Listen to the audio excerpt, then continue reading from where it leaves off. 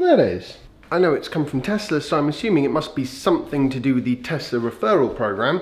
Anyway, I'll have to find out what's in there a bit later, because I need to go and grab Jasper from preschool, and if I'm not careful, I'm gonna be late. We'll be talking a bit later about the cost, the true cost of having an EV. And I've tried to do videos like this before in the past, and for the most part, I kind of failed to get my point across, I think.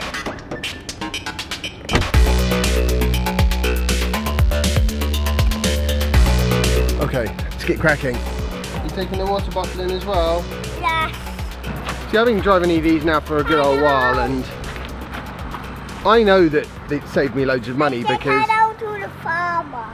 Oh, I see. I know that it's saved me a fair old amount of money because I can see the difference between what I was spending and what I am spending. But I'm going to try and quantify, you know, a few different options and sort of see if I can put some cold hard numbers that sort of make sense into, I don't know, like a little table or something. I'll go up to the summer house and use my whiteboard. Haven't used that for a while. If you were to come with Daddy to see the Tesla factory, would you be a very good boy? It's a long way away. We'd have to fly and we'd have to stay a few days in America. Well, do we fly in an aeroplane? Yes, we'd have to fly in an aeroplane. Okay.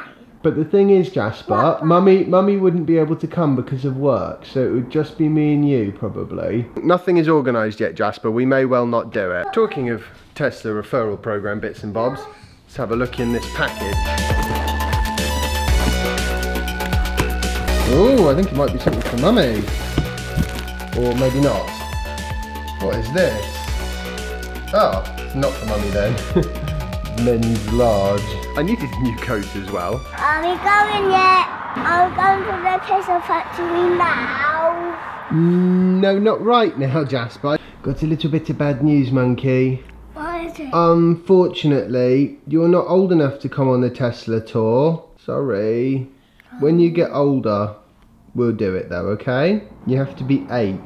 I know, I'm sorry. I should have looked into it first. Look at this, Elon Musk. This is not right. But I haven't had an aeroplane ride. Not for a long time, I know. You did have one when you were 1. I've decided to give Jasper one of his Easter eggs as compensation for not going on the Tesla tour. Don't eat too quickly, monkey. Otherwise it's all gone. Well, that was yummy compensation at least.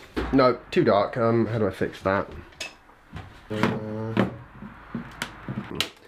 That thing's broken. I've got some lighting issues to deal with in here, clearly. This has basically been prompted by one of my subscribers who let me know that his wife has recently got a i3 and they were paying £400 a month in fuel, and now they're paying $530 for a well-optioned i3 and I don't know, I guess probably 50 in electricity, and that's to do 25,000 miles a year, so that's pretty good. You know what it is about numbers and YouTube? You know, it's a vlog, so it's for the most part off the cuff, and when it comes to numbers, it really helps if you don't do it off the cuff. My wife, right, so she was paying 400 and then she was paying at least 200 in fuel, so we've already got a bit of a saving.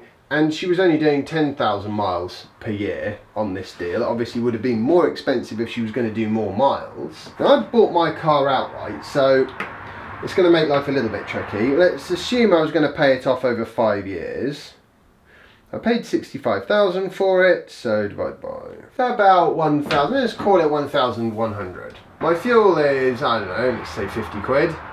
And I can do, well, I am doing 25,000 miles a year. So let's just sort of scale this up a little bit, make it a bit more realistic. So if that was 25,000 miles per year, then that would be £400 as well, presumably, and that would be £800. That would actually go up as well. So that's 500, 900. See, now we're in spitting distance between the Mercedes C-Class and the Tesla. I mean, that is actually surprisingly close. So clearly the i3 is the cheaper one here. Imagine if you got an A7 Audi or something like that, and you did 25,000 miles in it. You'd probably be looking about £700 a month, I'd say there. You're probably going to go through the same £400 worth of fuel. So now we're talking basically the same price as the Tesla Model S. In fact, I think that's a bit on the low side. I think you're actually, for 25,000 miles, you're probably looking more like 800-900 quid, in which case the Tesla is cheaper all of a sudden. Obviously, if you really want a cheap car, then what you want is a Leaf, something like that. You can get amazing deals on Nissan Leafs right now. I would imagine for 25,000 miles, you'd be looking at about £250 a month, £50 for electricity, £300. That one's the clear winner if you can live with the range. This is where the real saving is here, in this difference between 400 and 50 quid. You know, I mean, that is a big, big old difference. What kind of YouTuber doesn't have proper lighting? I mean, really? It's on my list. I didn't bother being too precise with those calculations because it varies. You can get a great deal from one dealer and a bad deal from another dealer and all sorts of things along those lines. So the key point here that I've noticed is that people consistently underestimate how much they spend on fuel.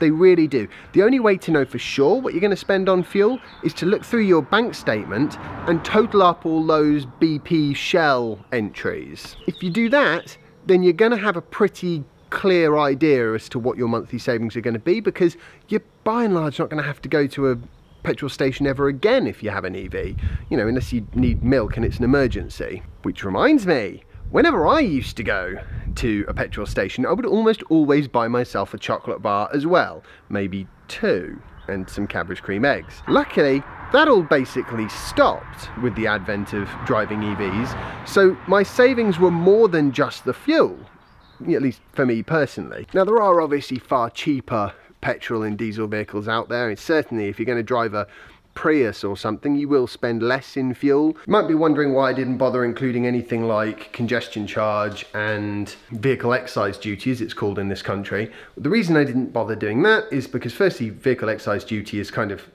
pretty small and quite complicated. It depends if you're getting a second-hand car or a brand new one, or it's gone and changed recently, which means it varies by year, which is kind of awkward and annoying for this sort of calculation.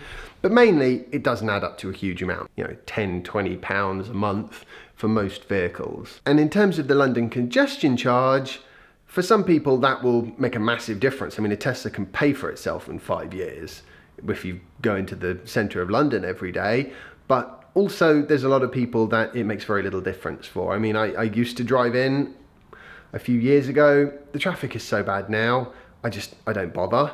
I haven't even bothered applying for my exemption. So at the moment, if I go into the centre of London, I do have to pay the congestion charge. It's kind of crazy. There's a government department somewhere that's desperate to keep the bureaucracy machine turning. I think it's probably about time for me to start sorting out some supper for Jasper. You know, it always reminds me a little bit of when, you remember Elon Musk, I think it was a couple of years ago now, created a sort of calculator on the Tesla website, and he would sort of display the prices in terms of the total amount of money it would save you. So he would factor in everything, you know, from congestion charge to the 5 minutes it saved you in the morning because you didn't have to go to the petrol station. You know, it wasn't massively well received because people kind of thought, oh, you know, he's just finding extra things to make it seem cheaper when actually it isn't. For some people, they're real savings. You can't just sort of say, well, this is the definitive answer. There are so many different things which, you know, will save one set of people money or not another. I mean, like, for example, me, in, what was it, November, I drove Soph up to Manchester for some meetings, and I think I drove her up there 4 or 5 times in the space of about a month and a half. So she would probably have taken the train. I think that many train journeys would probably cost something like £1,000, which is ridiculous. So I drove her. I only did that because I had an electric car, otherwise there's no way I would do that. So that saved us far more than just fuel. And that's happened a few times. But that's peculiar to us. Also, yeah, I mean, I'm still umming and ahhing about this VIP thing.